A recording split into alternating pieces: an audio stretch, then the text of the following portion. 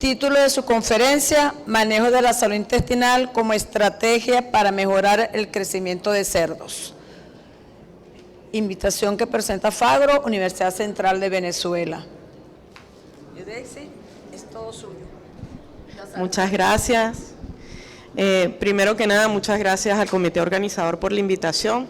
La Universidad Central de Venezuela siempre quiere estar presente en estos espacios y cada vez que lo logramos decimos un hurra. Me disculpan la voz, pero bueno, el que tiene niños en preescolar recoge estas cosas semanalmente. Entonces, hoy vamos a hablar un poco de lo que es la salud intestinal. Durante todas las charlas hoy hay coincidencias en algunos aspectos de bioseguridad, de que el alimento es el elemento más costoso de los sistemas de producción, de que la prevención de las enfermedades es la vía. Entonces, yo dije, bueno, es bastante apropiado mi tema porque la salud intestinal, aunque ahorita es que se le está dando un auge grande, tiene más de 20 años en estudios científicos y es simplemente, están investigando 17 años. Y en Venezuela, al menos unos 12 años, la Universidad Central ha tenido hasta un importante aporte en esta área. Esto de la salud intestinal valora mucho la fisiología del animal y vamos a ver algunas láminas que quizás los muchachos que están estudiando van a ser muy felices. Los que ya son médicos veterinarios sabrán, inclusive más que yo, que soy ingeniero agrónomo. Y los que están en campo entenderán el porqué de las cosas, sobre todo por qué se le colocan aditivos al alimento. Charlie lo mencionó, que hay una gran diversidad de aditivos para atacar particulares fallas en esos elementos críticos en la producción. La doctora Carmen Teresa también nos dijo lo del alimento, 70-80% del costo de producción es alimento. Entonces, hoy vamos a ver quién es el protagonista de esto. A modo introductorio, ¿qué es un sistema de producción animal? Es un sistema donde yo coloco un animal que elegí para eso por su prolificidad, su velocidad de crecimiento y muchas otras bondades. Ese animal va a experimentar un proceso biológico que está asociado al crecimiento. El crecimiento es una condición sine qua non en cualquier sistema. Si el animal no crece, no hay ganancia de peso, no hay carne, no hay huevos, no hay leche, no hay nada. Entonces, en este proceso de crecimiento, yo, dependiendo del objetivo que yo tenga como productor o como investigador, yo digo, ¿se reproduce? ¿No se reproduce? ¿Necesito que crezca para vender carne o necesito que crezca y madure sexualmente para que tenga una descendencia? Entonces, más o menos, de acuerdo al objetivo de producción, yo hago una selección de unos animales con un potencial genético. Este potencial genético no es problema de nosotros.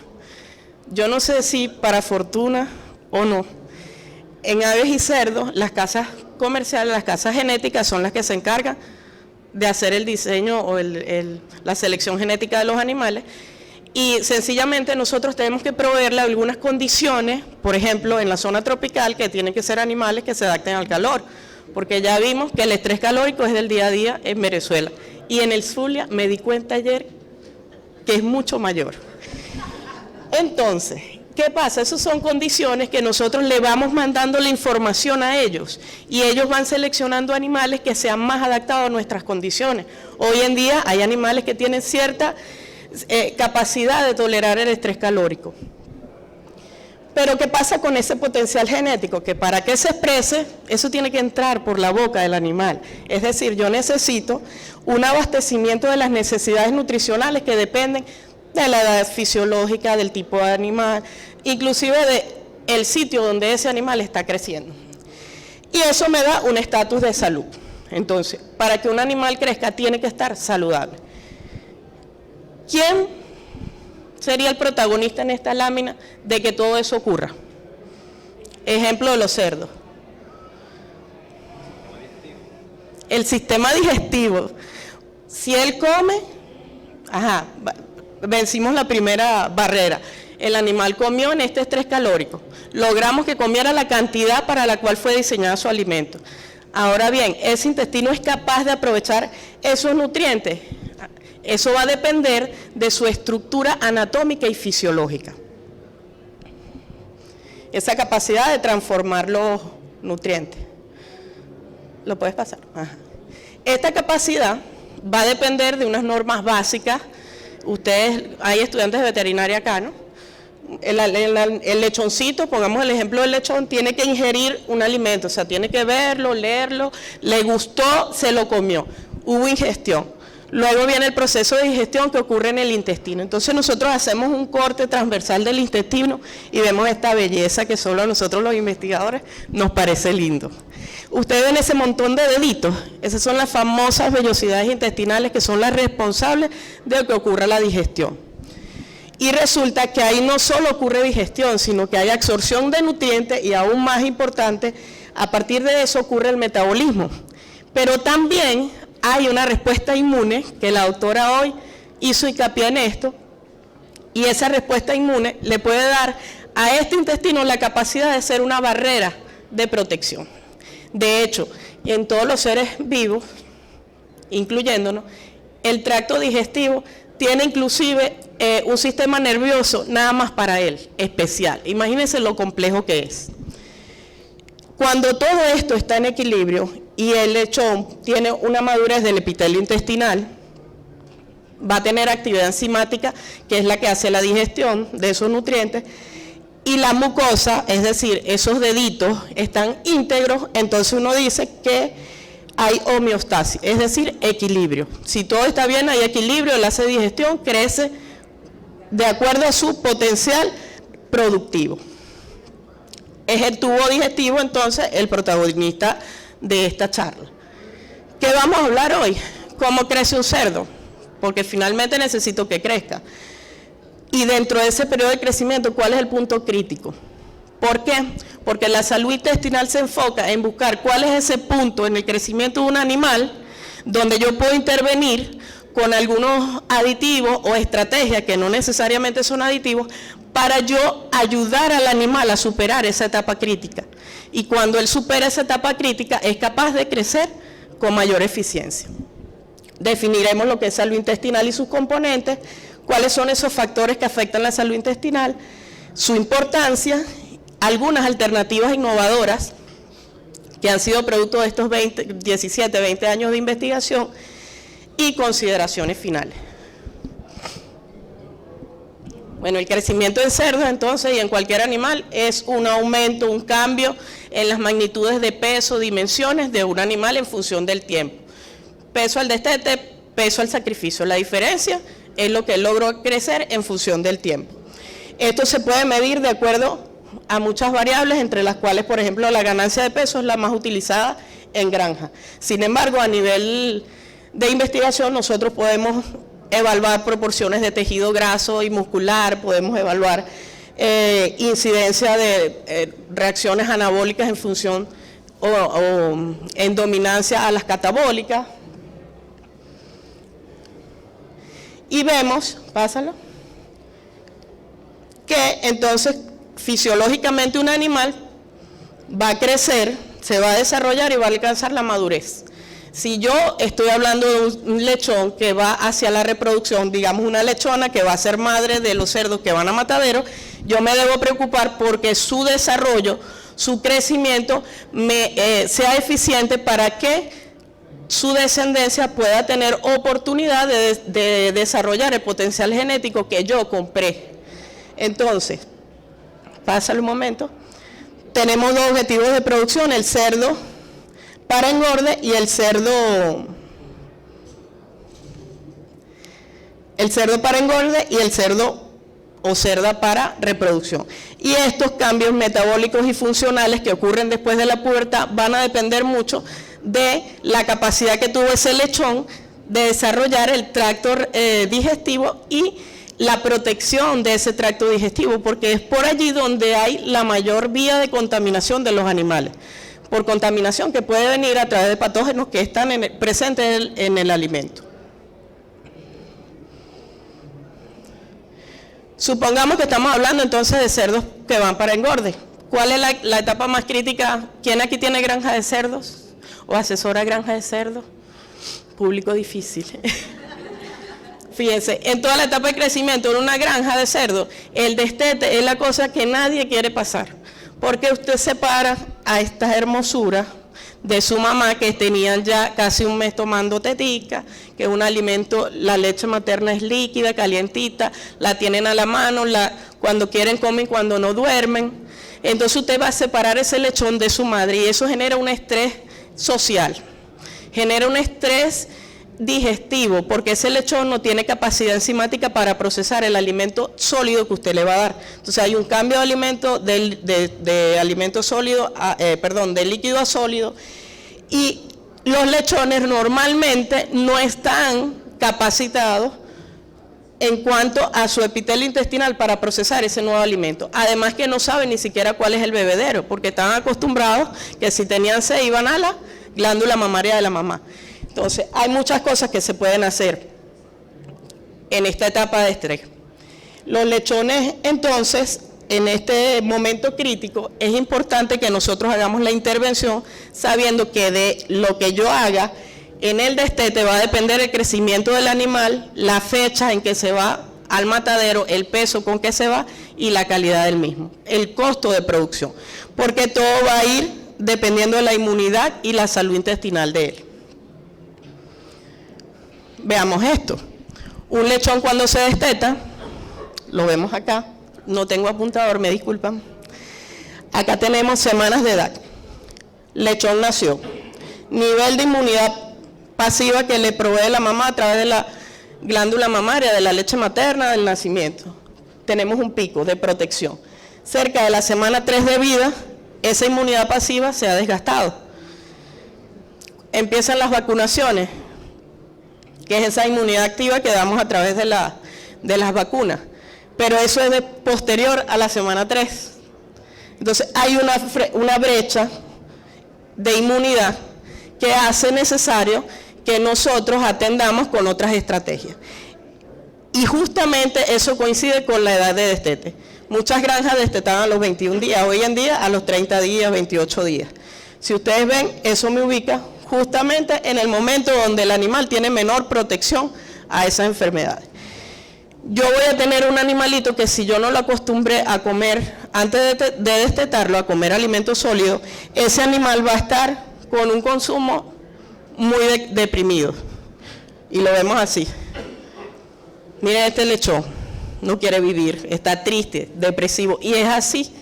Porque resulta que hay unas hormonas y unos neuropéptidos, unos neurotransmisores que se producen en el intestino que señalizan el estado de ánimo de los animales y de nosotros también.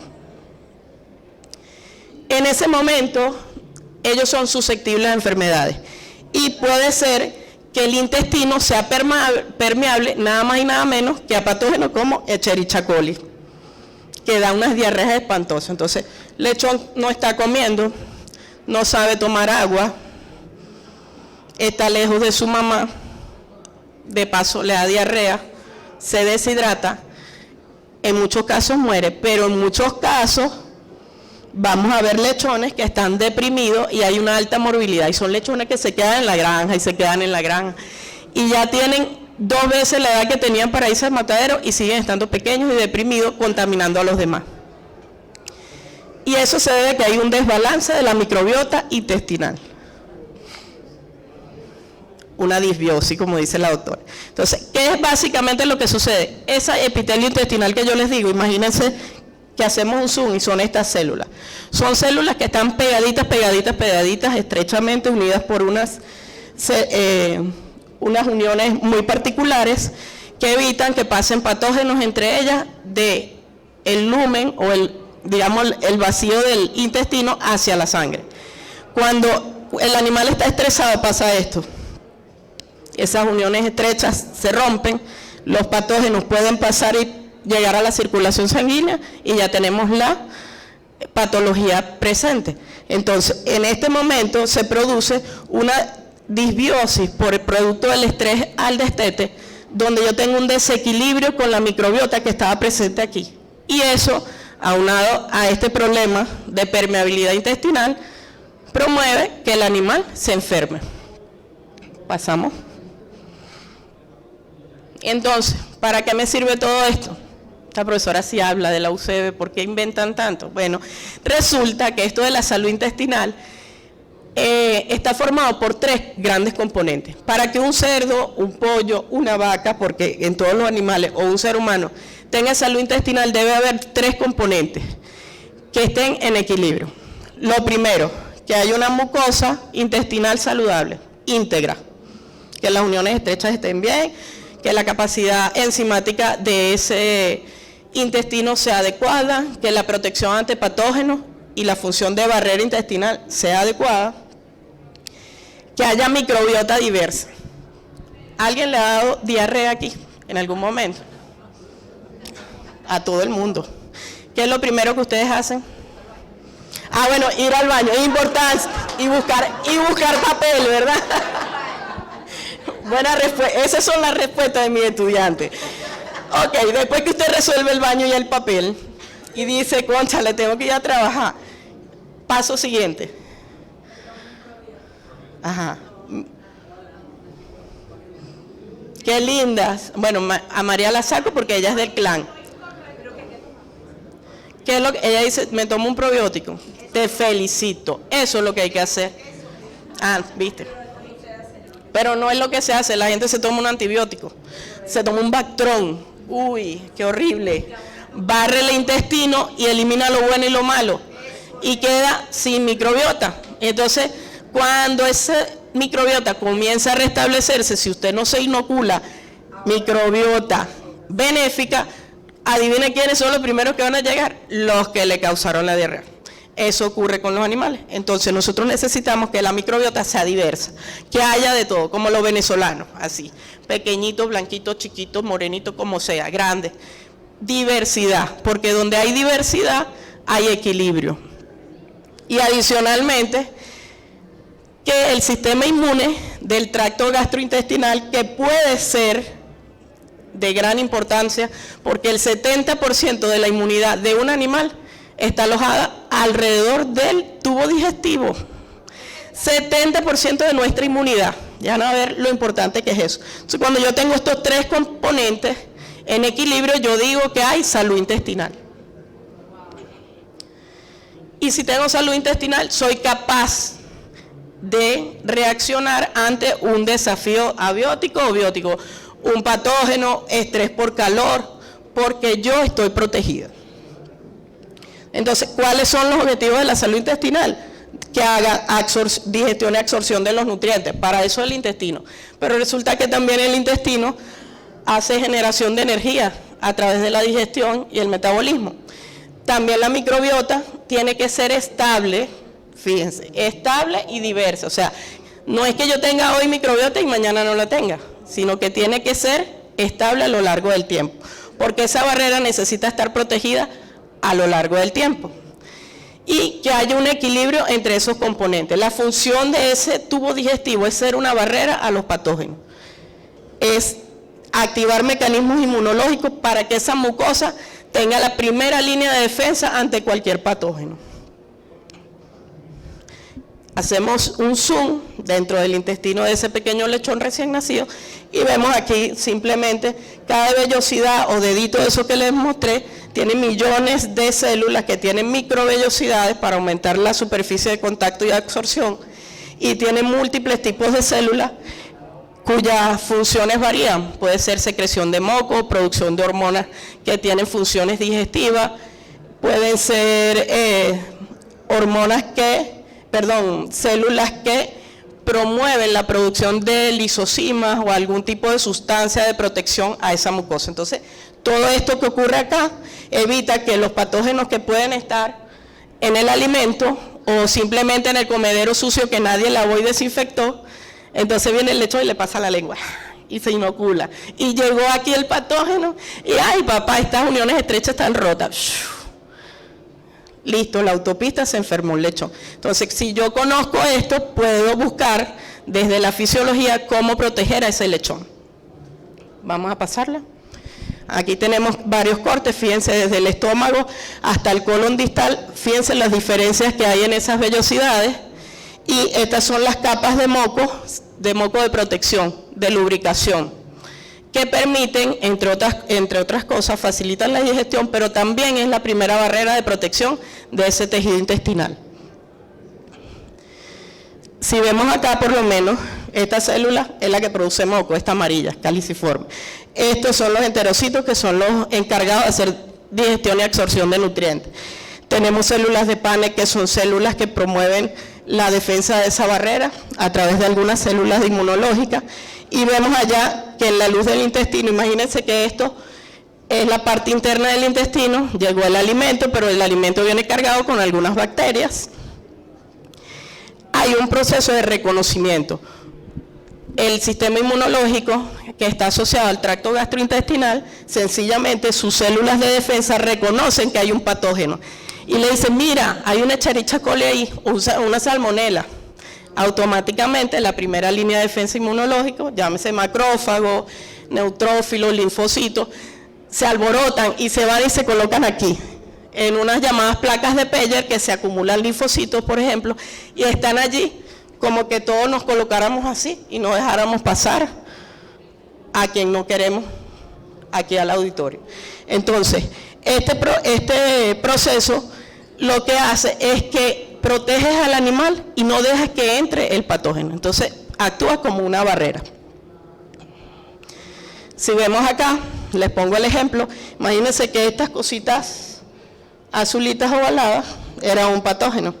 Llegaron en el alimento, se pusieron en contacto con las células epiteliales, el sistema inmune del animal, aquí tenemos las placas de Peyer, genera una respuesta inmune, promueve la producción de células de defensa. Esas células de defensa comienzan a liberar sustancias aniquilantes para las bacterias, pero adicionalmente también pueden promover una respuesta inmune específica para esa bacteria que hace que ella no penetre. ¿Qué podemos hacer nosotros con los aditivos? Bueno, si ustedes fueran un enterocito allí, ¿qué harían? Si ustedes fueran una célula de esta barrera. Si no quieren que entre un patógeno, ¿qué hacen? Ya vieron todos los mecanismos, hay moco, hay que se abracen. ¿Qué harían ustedes?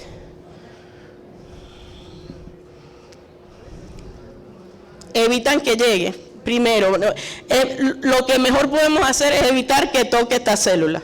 Entonces, bueno, pones mucus o moco para evitar que haga eso. Pero adicionalmente hay productos que pueden competir con las zonas de anclaje de esas bacterias, y cuando esos productos invaden esos espacios, la bacteria se queda ahí flotando y se van las heces y no se puede anclar. Si ella no se ancla, no genera la reacción y no genera la enfermedad, entre otras cosas.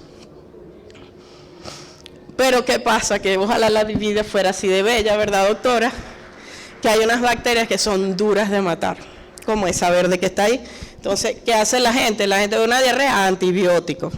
El famoso sulfato de colistina, por ejemplo. Diarrea, sulfato de colistina. Póngaselo en el alimento. Los animales no tienen diarrea y le ponen eso, porque es preventivo. Entonces, ¿qué pasa? Que las bacterias que estuvieron en contacto con esos antibióticos, Charlie lo decía, se volvieron resistentes, mutaron ellas, porque ellas son millones y millones y millones, y una se salvó, mutó y es esta verde, ya no le hace nada. Entonces, ¿es la vía usar antibióticos contra ellas? No, me voy a otras alternativas que eviten que esa bacteria se ancle, o alternativas que no generen esa respuesta de mutación en las bacterias para evitar el problema de resistencia a los antimicrobianos. Y ya vamos a ver algunas de ellas. ¿Pasa? Entonces, así vemos la microbiota intestinal. Cuando yo tengo un manejo en mi granja de usar muchos antibióticos, yo voy a encontrar esto. Bacterias, pero tengo pocas microbiotas. ¿Lo ven? Poquitas y poco diversas, todas se parecen. Un intestino sano debería tener una microbiota así, poblada. ¿Qué ven ustedes de diferencia aquí y allá? Que el número de bacterias que lograron llegar al epitelio es mucho mayor de este lado por el problema de disbiosis que hay. Entonces esa bacteria ha logrado superar los 3 niveles de protección, el moco, la protección de barrera, y ha logrado burlar en muchas oportunidades, a un tiempo muy pequeño, el sistema inmune del animal. pero no todo es malo, porque resulta que eso puede ser reversible. Así como cuando usted le da una diarrea y se toma un probiótico y a la semana ya está bien, en los animales también podemos hacerlo. Podemos repoblar después de un proceso de disbiosis como este que vemos aquí, podemos repoblar con la población de microbios que queremos. Ahora, ¿cuáles son? Bueno, hay que hacer un estudio, hay lactobacillus, hay bifidobacterias, hay muchos que son positivos y ellos normalmente están presentes en el intestino. Lo que pasa es que si no usamos estrategias para conservarlos, terminamos barriéndolas, por ejemplo, con el uso de antibióticos. Entonces aquí, de manera de resumen, tenemos entonces que la mucosa que hace, bueno, promueve una capa de moco protector, un epitelio que sea sano y un tejido linfoide que esté asociado al intestino que me protege inmunológicamente al animal, una microbiota que tenga bacterias comensales y transitorias, ahí tenemos de todo, pero donde las bacterias positivas para el animal van a estar en predominio por encima de los patógenos. Y necesito tener una dieta que sea equilibrada, como lo dijo Charlie, según los requerimientos del animal, que el tamaño de partículas sea ideal, que la manera en que yo le ofrezco al animal sea en el mejor momento, a la hora indicada, en la cantidad indicada, acompañada de agua de buena calidad. Y en función de esto yo voy a tener un sistema digestivo en buen funcionamiento que no presenta patología. Y esto es lo que yo defino como salud intestinal. No es que no tiene bacterias patógenas, es que están en equilibrio. Antes, hace 25 años se decía, no, es mejor que no haya nada para que no se enferme el animal. Hoy en día decimos, tiene que haber diversidad de microbiota en el intestino para que el animal realmente goce de salud. Porque si tú tienes diversidad, cualquier enfermedad que venga, él va a tener como varios luchadores, varios Rocky para cada cosa. Pero si tiene uno solo y no fuese la enfermedad. Entonces, vamos a pasarla. Esta laminita, aunque ustedes no lo crean, fíjense, el eje microbiota intestino-cerebro. Estos estudios recientes en humanos, bueno, se han hecho en cerdos, ¿no? Pero tienen connotaciones en el ser humano, han demostrado que la microbiota intestinal tiene una relación directa con los estados de depresión del ser humano. Hoy en día se estudia que, por ejemplo, el Alzheimer tiene un origen, hay teorías que apoyan que tiene un origen en disbiosis a nivel intestinal. Se hacen estudios donde esto les va a dar asco, pero se injerta o se inocula microbiota que viene de heces, o sea, poblaciones fecales de animales sanos, es decir, que tengan diversidad en esa microbiota, en animales que tienen problemas de disbiosis para ver cuál es el efecto. Entonces, en los cerdos se ve estados de ánimo que cambian o se favorecen cuando esta microbiota está en equilibrio. Señores, no es que vamos para esto ya está ocurriendo en seres humanos. Entonces, ¿qué hacemos nosotros? Vamos a utilizar esto porque no cuesta mucho, ya vamos a ver alternativas baratas. Entonces, el desafío siempre va a estar. Si no es la influenza aviar, es la peste porcina, o sea, siempre hay un desafío.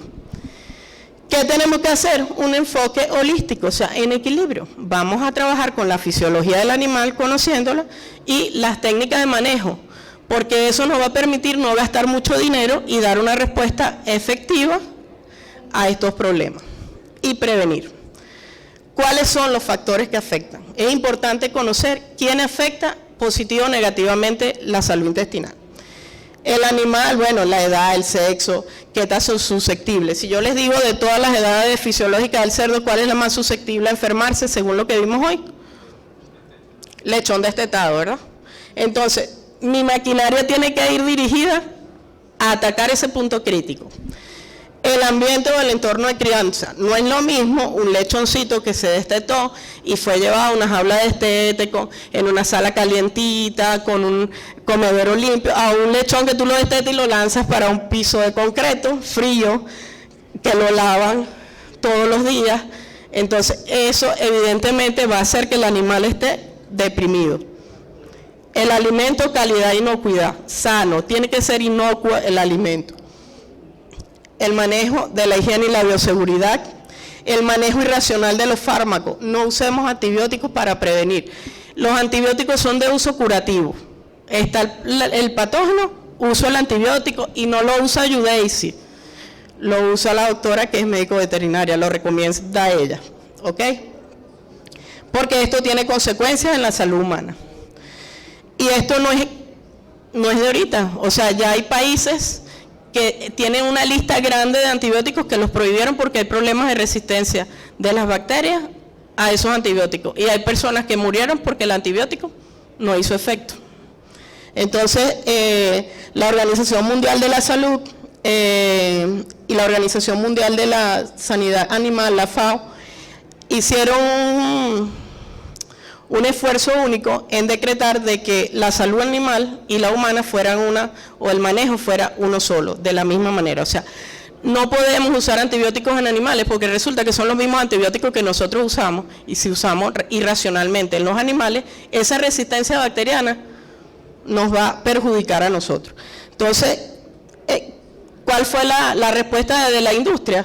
Sencillamente, eliminar microbiota intestinal, no, promover ese crecimiento de la microbiota intestinal a través de alternativas naturales. ¿Cuál es la importancia de esto? Bueno, nosotros necesitamos generar dinero, porque usted cría cerdos para venderlos, para hacer es un sistema productivo, es un agronegocio. Entonces, yo necesito un animal que esté sano y que crezca rápido, para que el capital pueda reinvertirse y generar una ganancia. Se logra esto cuando el ambiente, porque no es nada más el cerdo y la salud del cerdo, sino el ambiente, lo que yo dejo en el ambiente cuando produzco ese cerdo, está en equilibrio con la salud humana y la salud del animal. Cuando yo suprimo la colonización de patógenos que ponen en riesgo al lechón, yo estoy logrando el equilibrio en este agronegocio. Algunas de las estrategias van desde las más sencillas, como lavar los comederos, evitar contaminación de los patógenos, alojamientos de agua y alimento inocuo, animales que estén tranquilos, que no estén sometidos a estrés, que no esté un perro la talla ¡wow! En un lado de los lechones. Parece mentira, pero eso ocurre. A nivel de manejo, frecuencia de alimentación, ¿qué se hace hoy en día? Ya, gracias a Dios, casi en todas las granjas lo hacen. Antes de destetar los lechones, después del día 10 de nacimiento, ya se le comienza a dar alimento en pequeños comederos baby para lechones, para que ellos empiecen, ¿qué es eso?, a probarlo. Cuando lo destetas, que lo pasas a las jaulas o los corrales de destete, y él ve el comedero y huele, que es lo mismo que le daban con la mamá, dice, bueno, no está mi mamá, pero yo voy a ir comiendo esto. Y ya su actividad enzimática ha ido transitoriamente acostumbrándose a ese alimento. Tiene un bebé, la jaula de maternidad también tiene entonces sus bebederos baby, donde el lechón tiene la oportunidad durante la etapa de lactancia de tomar agua. Quizás no porque la necesite, sino porque son curiosos y esto lo prepara para el momento del destete. Entonces, esa alimentación temprana te ayuda, es una técnica de manejo que no cuesta dinero. Un lechón, 50 gramos, 60 gramos, que le ponen al inicio y todavía no se lo comen en los primeros 3 días, o sea, el día 10, 11 y 12 de nacido, es porque él está acostumbrándose a ese alimento. Entonces es una inversión para tú evitar tener lechones deprimidos o muertos. Son normas preventivas, pero adicionalmente también hay estrategias que van un poco más allá, como modificaciones en la dieta, uso de ingredientes funcionales, que no sea nada más que aporten nutrientes, sino que tengan efectos como inmunomoduladores, por ejemplo, que tengan efecto en la estimulación de microbiota benéfica, por ejemplo, los lactobacillus, aditivos funcionales, cualquier modificación que se haga en la dieta, usualmente la hace el nutricionista, no la hace la persona en la granja, pero la solicitamos nosotros en la granja. Mira, tengo muchos problemas de diarrea. Entonces llama para la planta y el nutricionista dice, bueno, en vez de meterle antibióticos, vamos a usar una mananoproteína de las que habló Charlie. ¿Quién lo hace? Lo hace el señor que está por allá en una computadora, pero él se nutre de la información de las granjas. Si nosotros no informamos, y es parte de lo que decía María Alejandra, que la información tiene que fluir. Si nosotros no informamos y no somos sinceros, es difícil que ocurran las mejoras.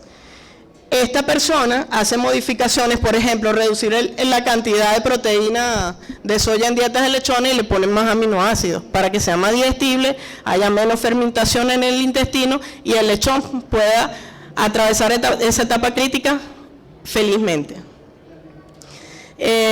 Incorporación de ingredientes funcionales como fibra, uso de lactosueros, cosas que se parezcan a la leche materna, uso de lactosa en la etapa preinicial del lechón, aditivos funcionales como los probióticos que nos tomamos para las diarreas, en los animales también se usan, mananoproteínas, simbióticos, hoy en día inclusive aceites esenciales del orégano se usa como un promotor de crecimiento y restaurador de las condiciones del intestino.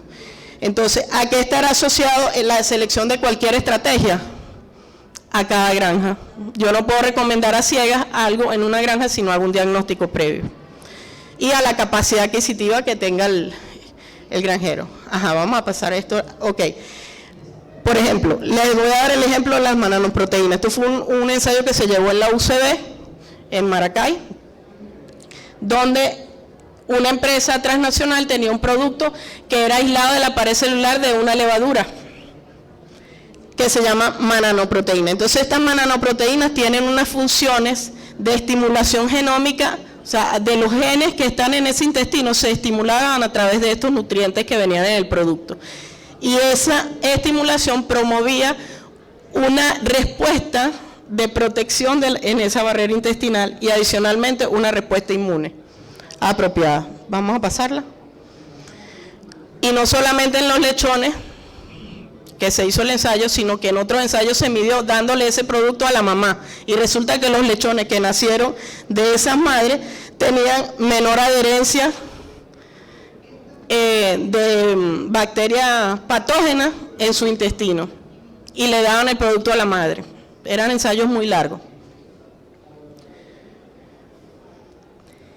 También, aquí lo tenemos, había una inmunoestimulación donde veíamos que esos lechones tenían inmunoglobulinas A, M y G al destete en mayor proporción que los que no habían estado tratados con estos aditivos especiales.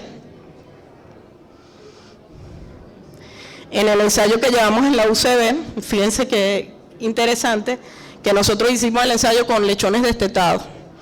Durante 28 días se probaron 4 tratamientos y uno de los tratamientos nadie le tenía fe, que era el producto de la mananoproteína, es un promotor orgánico, no es antibiótico. Y en aquel momento, estamos hablando de 2015, decían, no, es que si le quitamos el antibiótico a la dieta, se pueden morir los lechones, y son 90 lechones destetados. Entonces, bueno, hubo bastantes especialistas involucrados en el médicos veterinarios y todo. Hicimos un salto de fe, yo quería porque yo era la tesista de maestría, ¿no? Pero hicimos un salto de fe y entonces nos aceptaron un tratamiento que era el tratamiento basal, el control, se hizo un tratamiento que era solo antibiótico, sulfato de colistina, un tratamiento que tú combinabas el antibiótico con la mananoproteína y que era el que nadie quería, porque decían que se iban a morir los lechones, que era la mananoproteína sola. Y bueno, resulta que los resultados indicaron que ese tratamiento se comportó igual que la sinergia del antibiótico con la mananoproteína. Entonces, a veces hay que dar salto de fe, quizás en otras ocasiones se mueren los lechones, pero si nosotros no damos el paso a probar estas alternativas, seguimos caminando sabiendo que vamos a tener problemas de resistencia a los antibióticos. Entonces, de acuerdo a todos, se hicieron evaluaciones en sangre, en lechoncitos que fueron sacrificados y se les tomó muestras de tejido intestinal, se les midió la morfometría, altura de la vellosidad, ancho de la vellosidad, todo esto, y logramos ver, según aquí las letricas, fíjense que son similares, que estos 2 tratamientos tuvieron un comportamiento similar. Pasamos acá, fíjense que la inmunoglobulina hubo una estimulación similar, aunque no presentaron diferencias. Pásalo. Un ejemplo práctico de esto, que a veces es difícil verlo, ¿qué me interesa a mí si el intestino estuvo más desarrollado o no? Bueno, sencillamente, cuando nosotros echamos los números, vimos que el tratamiento APCs, que eran solo los antibióticos, alcanzaron la meta de 15 kilos de peso vivo 3 días antes que los demás.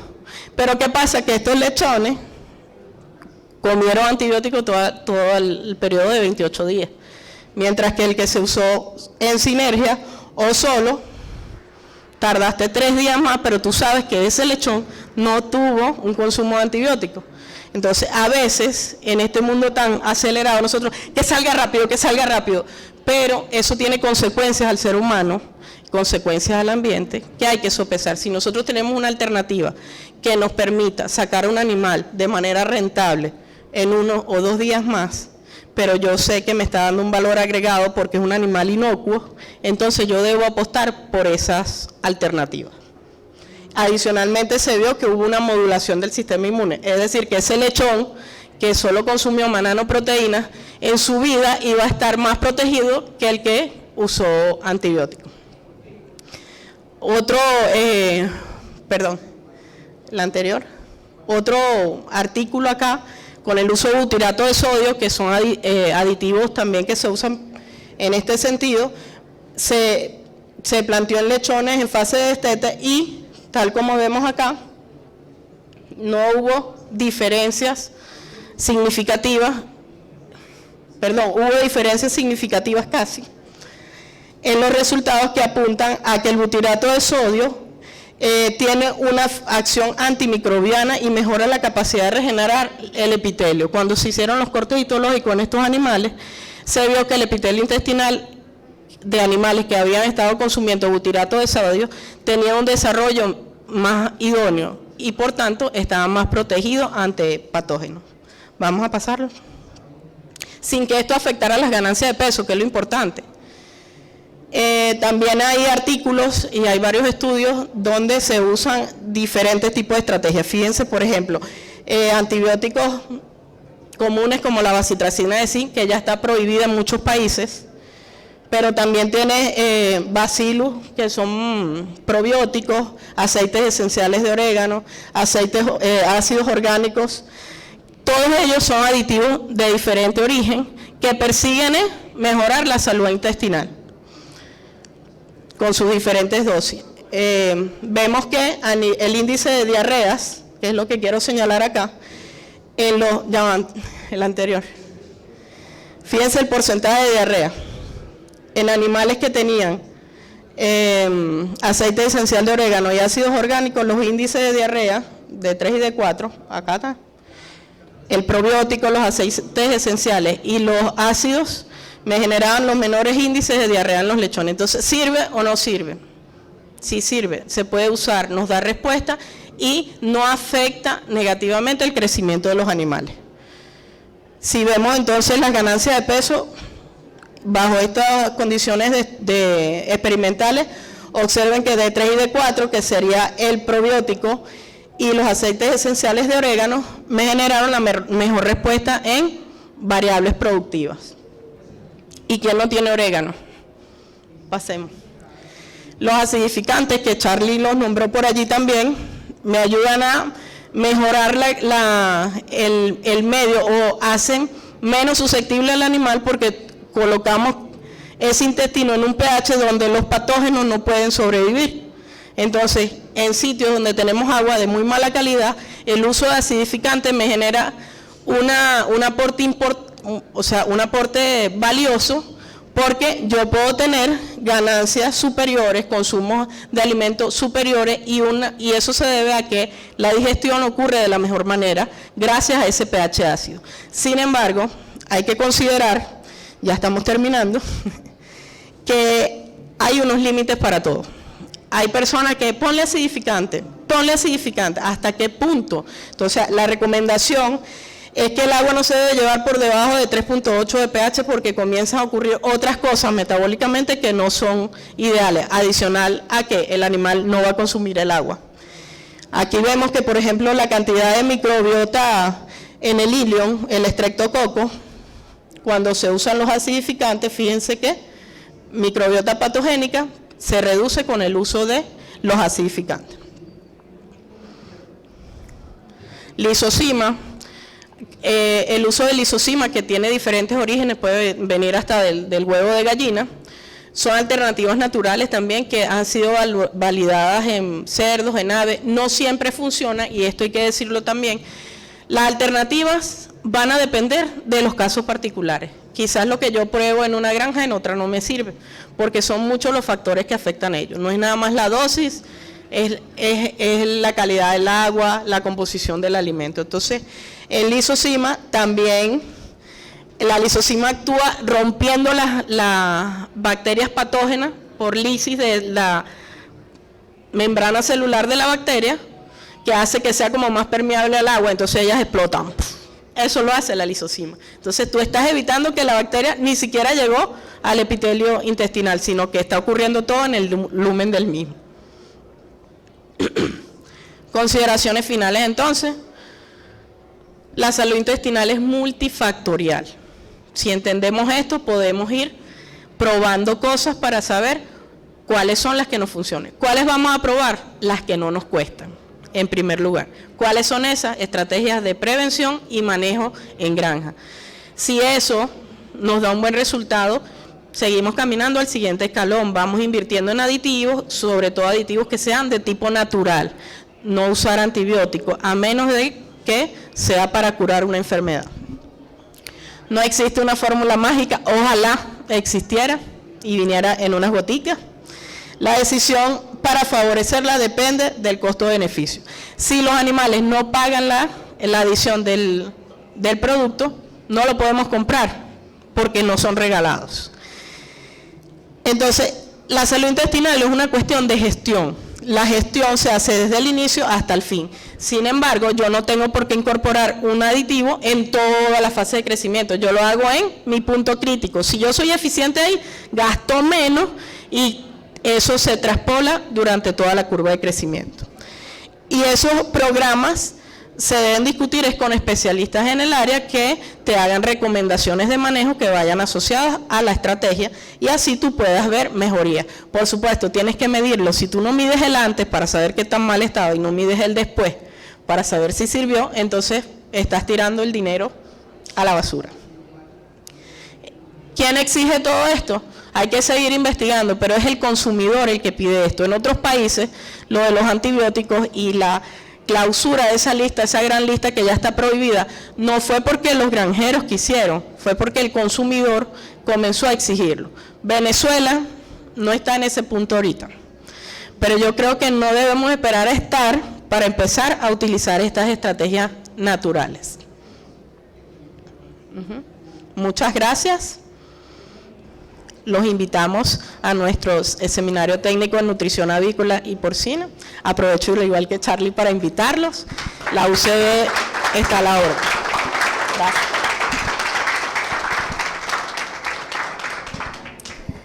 Gracias, Yudeisi, por tan excelente presentación. De verdad que es importante.